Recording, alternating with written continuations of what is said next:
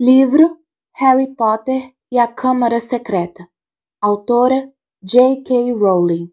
Lido por Camila Saboia. Capítulo 10. O Balanço Errante. Desde o desastroso episódio com os diabretes, o professor Lockhart não trouxera mais seres vivos para a aula. Em vez disso, lia trechos dos seus livros para os alunos e, por vezes, dramatizava algumas passagens mais pitorescas. Em geral, ele escolhia Harry para ajudá-lo nessas dramatizações.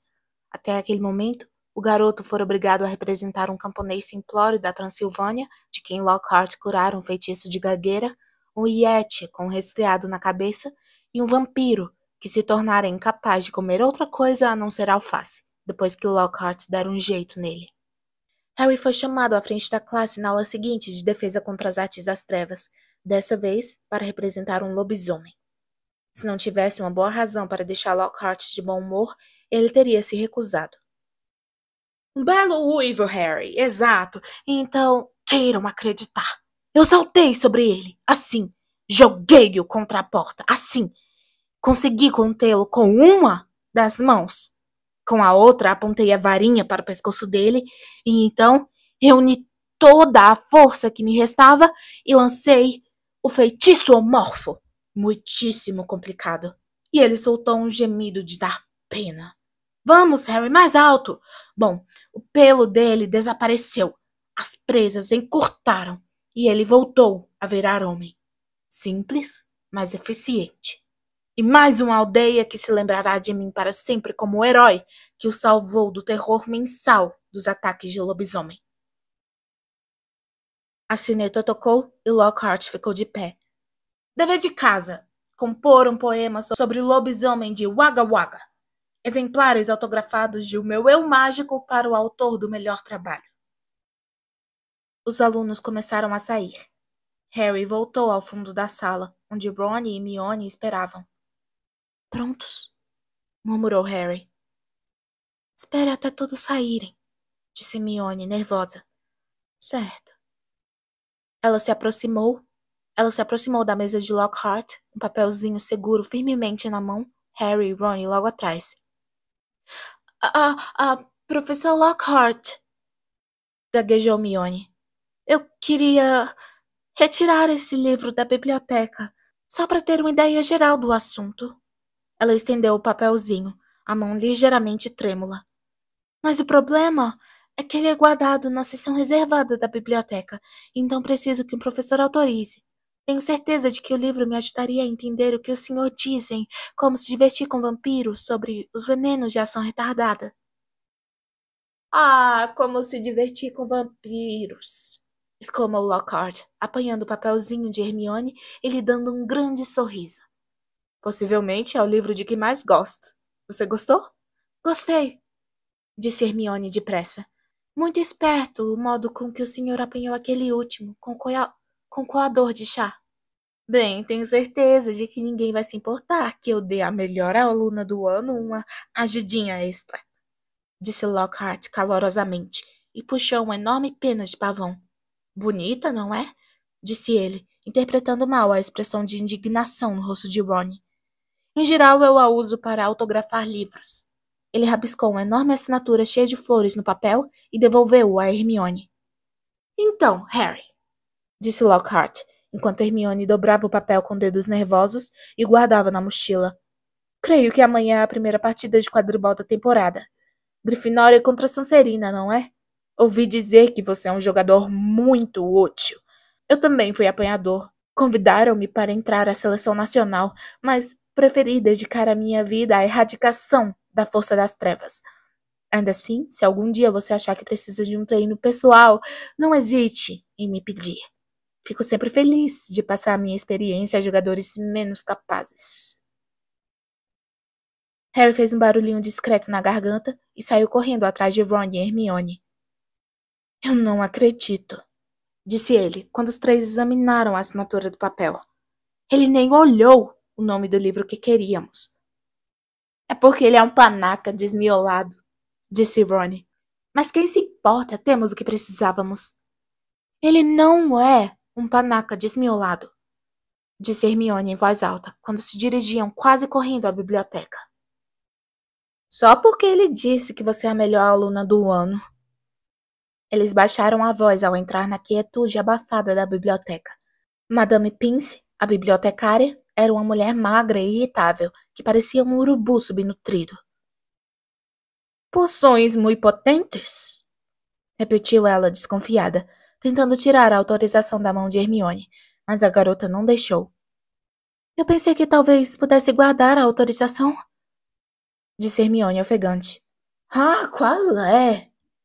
Protestou Ron, arrancando a autorização da mão dela e entregando-a a Madame Pince. Nós lhe arranjamos outro autógrafo. Lockhart assina qualquer coisa que fique parada tempo suficiente.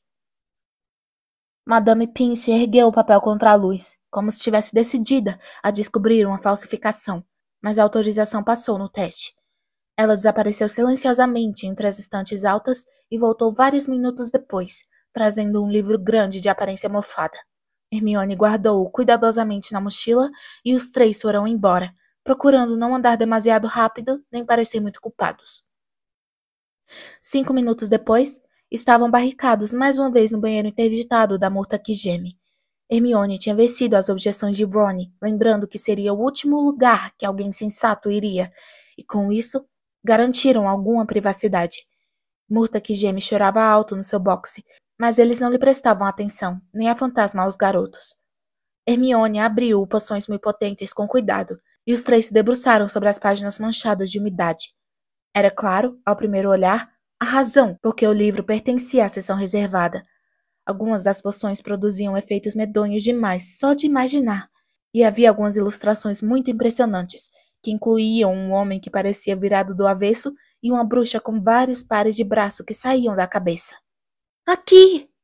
Exclamou excitada ao encontrar a página intitulada A Poção Polissuco. Estava decorada com desenhos de pessoas a meio caminho de se transformarem em outras. Harry sinceramente desejou que as expressões de dor intensa em seus rostos fossem imaginação do artista.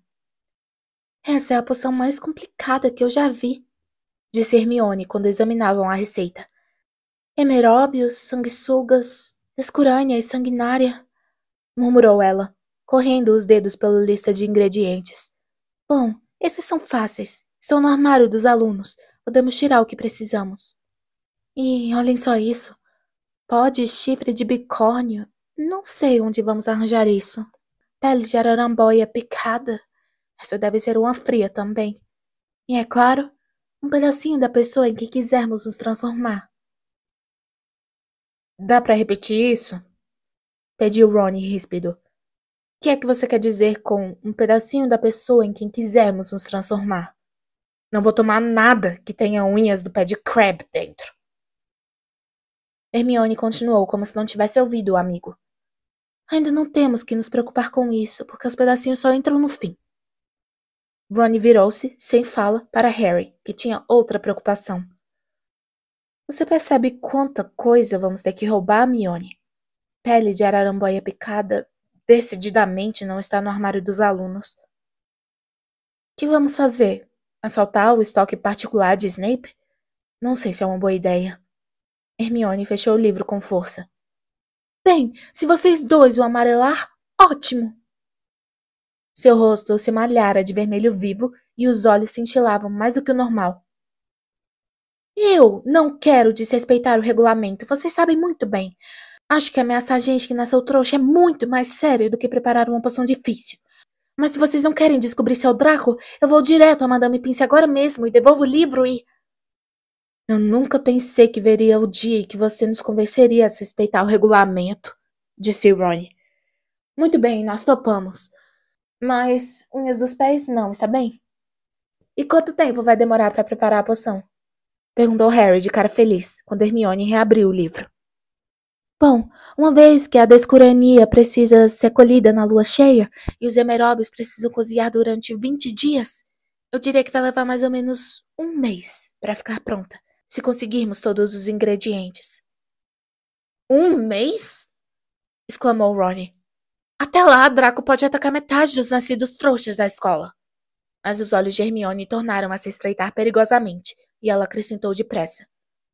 Mas é o melhor plano que temos. Portanto, vamos tocar para frente a todo vapor. No entanto, quando Hermione foi verificar se a barra estava limpa para eles saírem do banheiro, Ron cochichou para Harry. Daria muito menos trabalho se você simplesmente derrubasse o Draco da vassoura amanhã.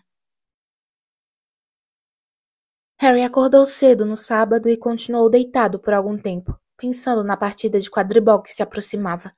Estava nervoso, principalmente quando pensava no que Wood diria se a Grifinória perdesse, mas também com a ideia de enfrentar um time montado nas vassouras de corrida mais velozes que o ouro podia comprar. Nunca tivera tanta vontade de vencer a Sonserina. Depois de passar meia hora deitado ali com as tripas dando nós, ele se levantou, se vestiu e desceu logo para tomar café. E já encontrou o resto dos jogadores da Grifinória sentados junto à mesa comprida e vazia, todos parecendo nervosos e falando muito pouco. À medida que as 11 horas se aproximaram, a escola inteira começou a tomar o caminho do estádio de quadribol. Fazia um dia mormacento com sinais de trovoada no ar. Ron e Hermione vieram correndo desejar a Harry boa sorte quando ele ia entrando no vestiário. O time vestiu os uniformes vermelhos da Grifinória e depois se sentou para ouvir a preleção que Wood sempre fazia antes do jogo. Hoje, Sonserina tem vassouras melhores do que nós, começou ele. Não adianta negar. Mas nós temos jogadores melhores nas nossas vassouras. Treinamos com maior garra do que eles. Estivemos no ar fosse qual fosse o tempo. Quem duvida, murmurou George Weasley. Não sei o que é estar seco desde agosto. E vamos fazer com que eles se arrependam do dia em que deixaram aquele trapaceiro do Draco pagar para entrar no time. O peito arfando de emoção, Wood virou-se para Harry. Vai depender de você, Harry. Mostrar a eles que um apanhador tem que ter mais do que um pai rico. Chegue ao pomo antes de Draco ou morra tentando, porque temos que vencer hoje. É muito simples. Por isso, nada de pressioná-lo, Harry, disse Fred, piscando o olho. Quando entraram no campo, foram saudados por um vozerio, muitos vivas, porque a Corvinal e a Lufa-Lufa estavam ansiosas para ver a Sonserina derrotada. Mas os alunos da Sonserina nas arquibancadas vaiaram e assobiaram também. Madame Hooch, a professora de quadribol, mandou Flint e Wood se apertarem as mãos, o que eles fizeram, lançando um ao outro olhares ameaçadores e pondo mais força no aperto do que era necessário. Quando eu apitar, disse Madame Hooch. 3, 2, 1. Com um rugido de incentivo das arquibancadas, os 14 jogadores subiram em direção ao céu carregado. Harry foi mais alto do que qualquer outro, apertando os olhos à procura do pomo. Tudo bem aí, ô cicatriz? Berrou Draco, passando por baixo dele como se quisesse mostrar a velocidade de sua vassoura. Harry não teve tempo de responder. Naquele mesmo instante, um pesado balaço negro veio voando a toda em sua direção. Ele o evitou por tão pouco que sentiu o balaço arrepiar seus cabelos ao passar. Essa foi por um triz, Harry, disse George, emparelhando com ele o bastão na mão, pronto para rebater o balaço para os lados de um jogador da Sonserina. Harry viu George dar uma forte bastonada na direção de Adriano Pucei, mas o balaço mudou de rumo em pleno ar e tornou a voar direto para Harry. O garoto mergulhou depressa para evitá-lo, e George conseguiu atingir o balaço com força na direção de Draco. Mais uma vez, o balaço voltou como um bumerangue e disparou contra a cabeça de Harry. Harry imprimiu velocidade à vassoura e voou para outro extremo do campo. Ouviu o assobio do balaço vindo em seu encalço. O que estava acontecendo? Os balaços nunca se concentravam em um único jogador. Sua função era tentar desmontar o maior número possível de jogadores. Fred Weasley aguardava o balaço no outro extremo. Harry se abaixou quando Fred rebateu o balaço com toda a força, desviando-o de curso. Peguei você! Berrou Fred alegremente, mas estava enganado. Como se estivesse magneticamente atraído para Harry, o balaço saiu atrás dele outra vez, e o garoto foi forçado a voar a toda velocidade. Começara a chover.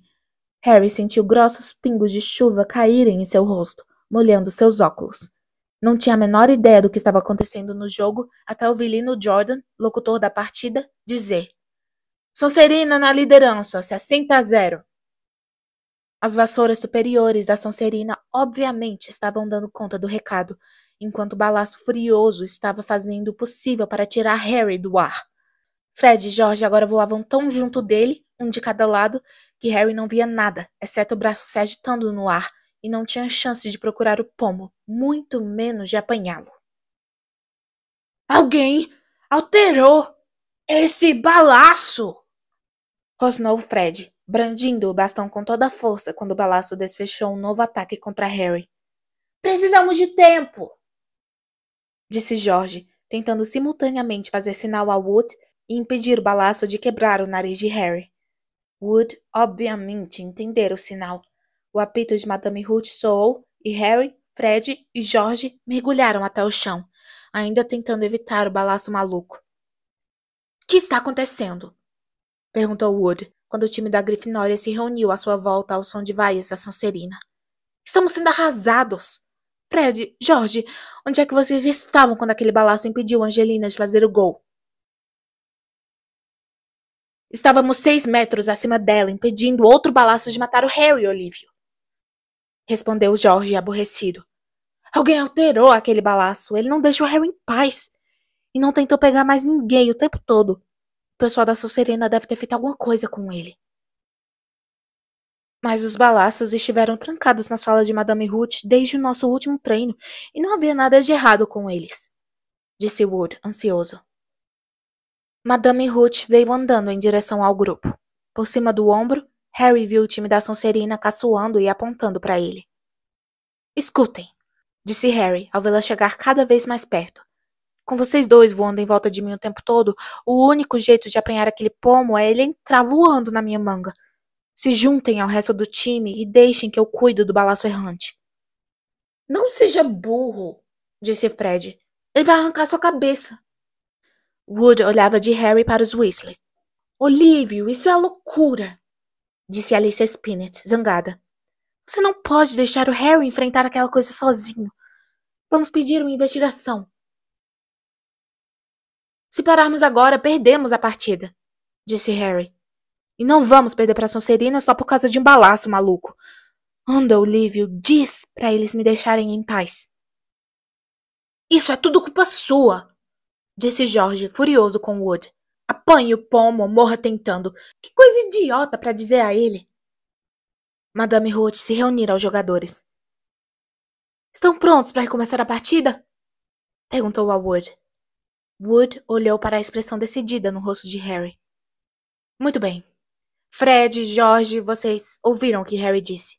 Deixem-no em paz e deixem que ele cuide do balaço sozinho. A chuva caía mais pesada agora.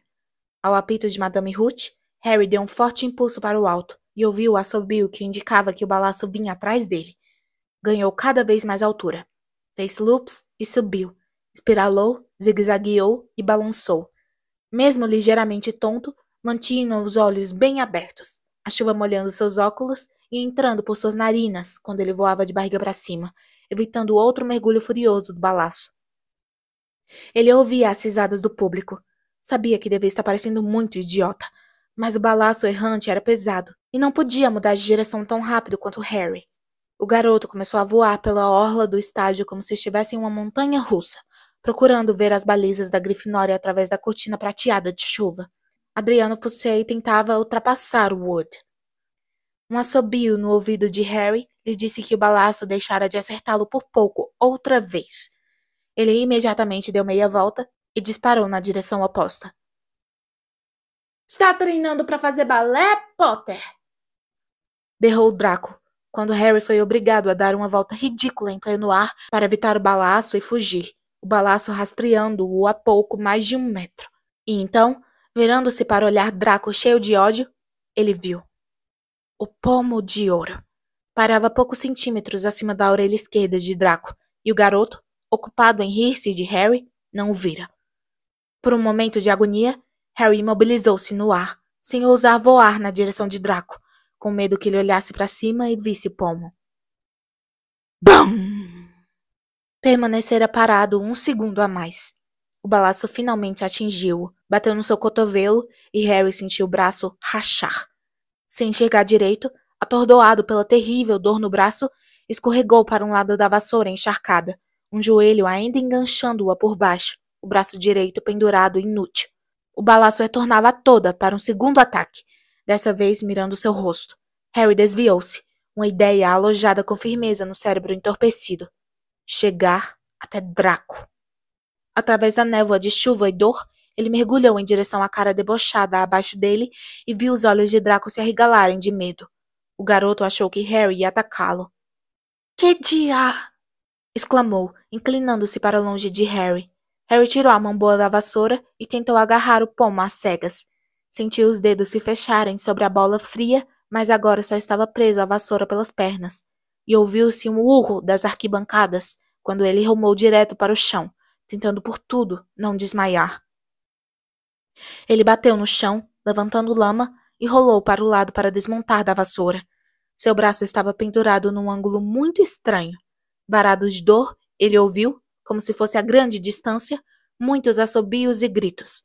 Focalizou o pomo seguro na mão boa. Ahá, disse vagamente. Ganhamos. E desmaiou. Voltou a si, a chuva batendo no rosto, ainda deitado no campo, com alguém debruçado sobre ele. Via um brilho de dentes. Ah, o senhor não, gemeu. Ele não sabe o que está dizendo, falou Lockhart em voz alta, para o ajuntamento de alunos da Grifinória que cercavam ansiosos os dois. Não se preocupe, Harry, já vou endireitar o seu braço. Não! Exclamou Harry. Vou ficar com ele assim, obrigado. O garoto tentou se sentar, mas a dor foi terrível. Ele ouviu um clique conhecido ali por perto. Não quero uma foto nesse momento, Colin, disse em voz alta. Deite-se, Harry, mandou Lockhart, acalmando-o. É um feitiço muito simples que já usei muitíssimas vezes. Por que não posso simplesmente ir para a ala hospitalar? Disse Harry com os dentes cerrados. Ele devia mesmo, professor, disse o enlameado Wood, que não pôde deixar de sorrir, mesmo com seu apanhador machucado. Grande captura, Harry, realmente espetacular. A melhor que já fez, eu diria. Por entre a floresta de pernas à sua volta, Harry viu Fred e George Weasley, lutando para enfiar o balaço errante numa caixa. A bola continuava a resistir ferozmente. Afastem-se, pediu Lockhart, enrolando as mangas de suas vestes verde jade. Não, não faça isso, disse Harry com a voz fraca, mas Lockhart agitava a varinha e um segundo depois apontou-a diretamente para o braço de Harry. Uma sensação estranha e desagradável surgiu no ombro de Harry e se espalhou até a ponta dos dedos da mão. Era como se o braço estivesse se esvaziando. Ele nem se atreveu a verificar o que estava acontecendo. Fechara os olhos, virara o rosto para longe do braço, mas os seus piores temores se confirmaram. As pessoas em volta exclamaram e Colin Creevy começou a fotografar furiosamente. Seu braço não doía mais. E nem de longe se parecia com um braço. Ah, disse Lockhart. Às vezes isso pode acontecer, mas o importante é que os ossos não estão mais fraturados. Isto é o que se precisa ter em mente. Então, Harry, vá, dê uma chegada na aula hospitalar. Ah, Sr. Weasley, Srta. Granger, podem acompanhá-lo? E Madame Pomfrey poderá, dar um jeito nisso. Quando Harry se levantou, sentiu-se estranhamente inclinado para um lado. Tomando fôlego, olhou para baixo, para o braço direito. O que ele viu quase o fez desmaiar de novo. Pela manga das vestes, saiu uma coisa que lembrava uma grossa luva de borracha cor de pele. Ele tentou mexer os dedos. Nada aconteceu. Lockhart não emendara os ossos de Harry. Ele os removera. Madame Pomfrey não ficou nada satisfeita. Você deveria ter vindo me procurar diretamente, dizia furiosa, erguendo a lamentável sobra do que fora, meia hora antes, um braço útil. Posso emendar ossos num segundo, mas fazê-los crescer outra vez? A senhora vai conseguir, não é? Perguntou Harry, desesperado. Claro que vou, mas vai ser doloroso, disse Madame Pomfrey sombriamente, atirando um pijama para Harry. Você vai ter que passar a noite. Hermione esperava do outro lado da cortina que fora fechada em torno da cama de Harry, enquanto Ron o ajudava a vestir o pijama. Levou algum tempo para enfiar na manga o braço mole e sem ossos. Como é que você consegue defender o Lockhart agora, Hermione, hein? Ron perguntou através da cortina, enquanto puxava os dedos inertes de Harry pelo punho da manga. Se Harry quisesse ser desossado, ele teria pedido. Qualquer um pode se enganar, respondeu Hermione.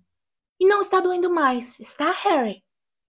Não, disse Harry, entrando na cama. Mas também não faz mais nada. Quando ele se deitou, o braço balançou molemente. Hermione e Madame Pomfrey deram a volta à cortina. Madame Pomfrey vinha segurando um garrafão de alguma coisa rotulada Esquelece. Você vai ter uma noite difícil, disse, servindo um copo grande de boca larga e fumegante, e entregando-o a Harry. Fazer ossos crescerem de novo é uma coisa complicada. E tomar Esquelece também. O líquido queimou a boca e a garganta de Harry e desceu, fazendo-o tossir e cuspir. Ainda lamentando os esportes perigosos e os professores ineptos, Madame Pomfrey se retirou, deixando Ron e Hermione ajudarem Harry a engolir um pouco de água. Mas ganhamos! Disse Ron, um grande sorriso se abrindo no rosto. Foi uma captura e tanto a que você fez. A cara do Malfoy. Ele parecia que ia matar alguém. Eu queria saber como foi que ele alterou aquele balaço, disse Hermione sombriamente.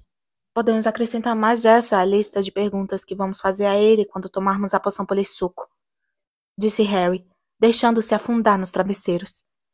Espero que tenha um gosto melhor que essa coisa. Com pedacinhos de alunos da Sonserina dentro? Você deve estar brincando, disse Ron. A porta do hospital se escancarou naquele momento. Imundos e encharcados, os demais jogadores da Grifinória chegaram para ver Harry.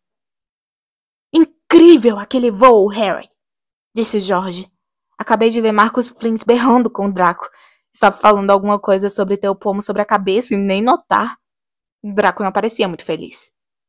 Os jogadores tinham trazido bolos, doces e garrafas de suco de abóbora, que arrumaram em volta da cama de Harry e davam início ao que prometia ser uma festança, quando Madame Pomfrey apareceu como um tufão, gritando. Esse menino precisa de descanso! Precisa fazer crescer 33 ossos! Fora! Fora! E Harry foi deixado sozinho, sem nada para distraí-lo da dor horrível no braço inerte. Muitas horas depois, Harry acordou de repente numa escuridão de breu e deu um ligeiro ganido de dor. O braço agora parecia cheio de grandes lascas. Por um segundo, ele pensou que fora isso que o acordara. Então, com um choque de terror, percebeu que alguém estava passando uma esponja em sua testa. Fora daqui! Gritou ele alto, e em seguida, Dobby! Os olhos arregalados, parecendo bolas de tênis, do elfo doméstico, espiavam Harry na escuridão. Uma lágrima solitária escorria pelo seu nariz longo e fino. Harry Potter voltou para a escola! Murmurou ele infeliz. Dobby avisou e tornou a avisar Harry Potter. Ah, meu senhor, por que não prestou atenção em Dobby? Por que Harry Potter não voltou para casa quando perdeu o trem? Harry se ergueu, apoiando-se nos travesseiros, e empurrou para longe a esponja de Dobby. O que é que você está fazendo aqui? Perguntou. E como sabe que eu perdi o trem? O lábio de Dobby tremeu, e Harry foi assaltado por uma repentina suspeita. Foi você! Disse lentamente. Você impediu a barreira de nos deixar passar. Com certeza, meu senhor. Dobby confirmou vigorosamente com a cabeça, as orelhas abanando. Dobby se escondeu e esperou Harry Potter e selou o portão. E Dobby teve que passar as mãos a ferro depois. Mostrou a Harry os 10 dedos compridos enfaixados. Mas Dobby não se importou, meu senhor, porque pensou que Harry Potter estava seguro. E Dobby nunca sonhou que Harry Potter fosse chegar à escola por outro meio. O elfo se balançava para frente e para trás, sacudindo a cabeça feia. Dobby ficou tão chocado quando soube que Harry Potter tinha voltado a Hogwarts que deixou o jantar do seu dono queimar. Dobby nunca foi tão açoitado, meu senhor. Harry afundou de volta nos travesseiros. Você quase fez com que Ron e eu fôssemos expulsos, disse furioso. É melhor desaparecer antes que os meus ossos voltem, Dobby, ou eu ainda estrangulo você. Dobby deu um leve sorriso. Dobby está acostumado com ameaças de morte, meu senhor. Em casa, Dobby as recebe 5 vezes por dia. O elfo assoou o nariz numa ponta de fronha imunda que usava, parecendo tão patético que Harry sentiu a raiva se esvair contra a sua vontade. Por que você usa isso, Dobby? Perguntou curioso. Isso, meu senhor, disse Dobby, puxando a fronha. Isso é a marca da escravidão do elfo doméstico, meu senhor. Dobby só pode ser libertado se seus donos o presentearem com roupas, meu senhor. A família toma cuidado para não passar a Dobby nem mesmo uma meia, meu senhor, senão ele fica livre para deixar a casa para sempre. Dobby enxugou os olhos saltados e disse de repente: Harry Potter precisa ir para casa. Dobby achou que o balaço dele seria suficiente para fazer o seu balaço, disse Harry, a raiva tornando a subir-lhe a cabeça. O que é que você quer dizer com o seu balaço? Você fez aquele balaço tentar me matar? Não matar, meu senhor, nunca matá-lo, disse Dobby, chocado. Dobby quer salvar a vida de Harry Potter. Melhor mandá-lo para casa seriamente machucado do que ficar aqui, meu senhor. Dobby só queria que Harry Potter se machucasse o bastante para ser mandado para casa. Só isso? Exclamou Harry, furioso. Suponho que você não vai me contar por que queria me mandar para casa aos pedaços. Ah, se ao menos Harry Potter soubesse, gemeu Dobby, mais lágrimas escorrendo pela fronha esfarrapada. Se ele soubesse o que significa para nós, para os humildes, para os escravizados, para nós escória do mundo mágico. Dobby se lembra de como era quando ele, que não deve ser nomeado, estava no auge dos seus poderes, meu senhor. Nós, elfos domésticos, éramos tratados como vermes, meu senhor. É claro que Dobby ainda é tratado assim, meu senhor, admitiu, enxugando o rosto na fronha. Mas em geral, meu senhor, a vida melhorou pra gente como eu, desde que o senhor venceu ele que não deve ser nomeado. Harry Potter sobreviveu e o poder do Lorde das Trevas foi subjugado. E raiou uma nova alvorada, meu senhor. E Harry Potter brilhou como um farol de esperança para todos nós que achávamos que os dias de trevas nunca terminariam, meu senhor. E agora em Hogwarts, coisas terríveis vão acontecer. Talvez já estejam acontecendo. E Dobby não pode deixar Harry Potter ficar aqui, agora que a história vai se repetir. Agora que a câmara secreta foi aberta. Dobby congelou, tomado de horror, e agarrou a jarra de água de Harry sobre a mesa de cabeceira e quebrou-a na própria cabeça, desaparecendo de vista. Um segundo depois, tornou a subir na cama, vesgo, murmurando: Dobby ruim, Dobby muito ruim. Então há uma câmara secreta, sussurrou Harry.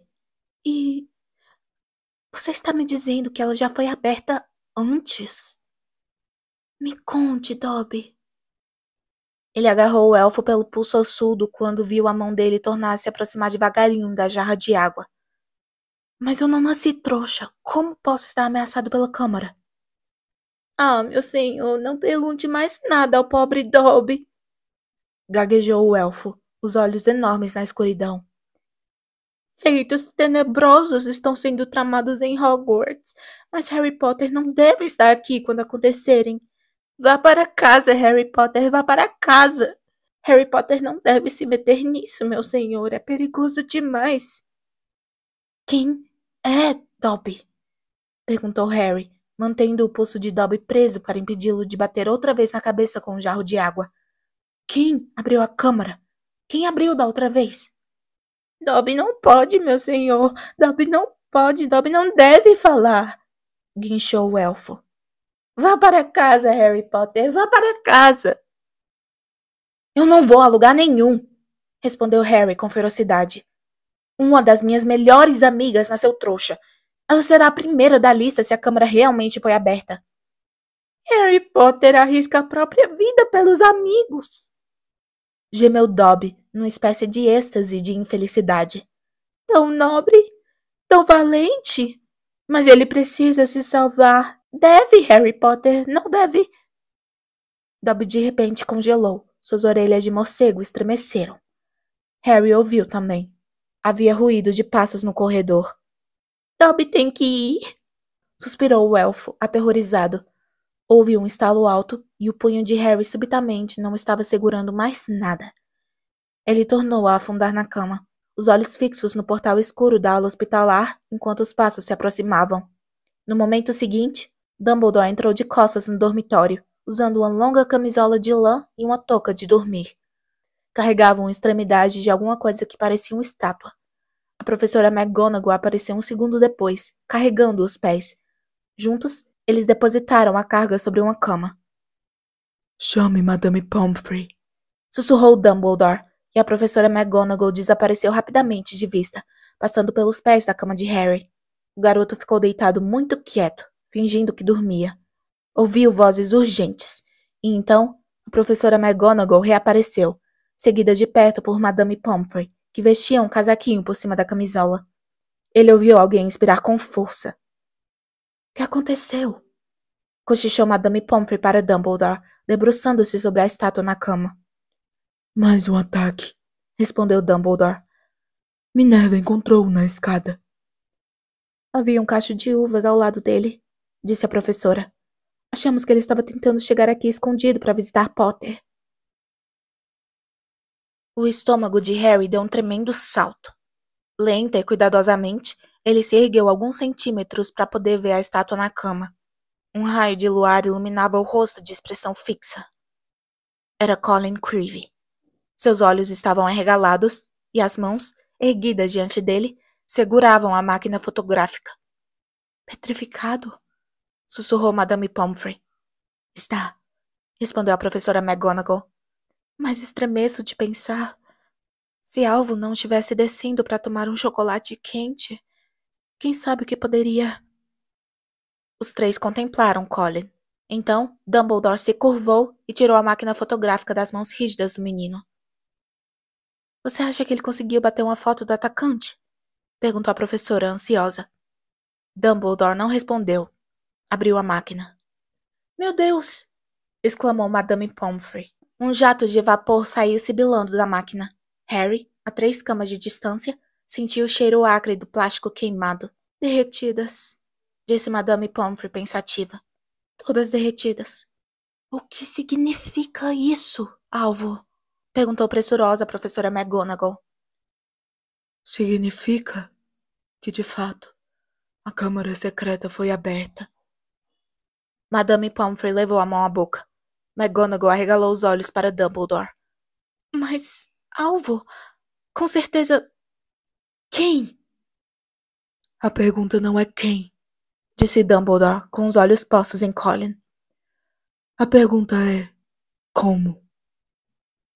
Pelo que Harry pôde ver no rosto sombreado da professora McGonagall, ela não entendia muito mais que ele.